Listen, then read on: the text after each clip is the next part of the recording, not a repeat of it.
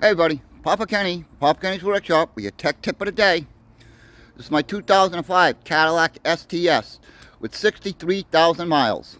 3.6. I kept getting a random misfire, cylinder 2.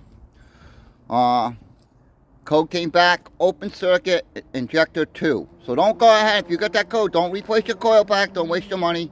Don't replace your spark plug. We all know how hard that is. You gotta pull the intake apart. What I did, I bought a remanufactured ECU, 4 bolts, a ground wire, and 2 plugs. There's the old one. Replaced it, $289, shipped to my house. Put it in, reprogrammed, anti-theft to my key fobs. Voila, starts right up, runs perfect. Hopefully that saves you a trip to the Cadillac dealership. Thanks for watching. We'll see you on the next one. Next up, replacing the rear brakes.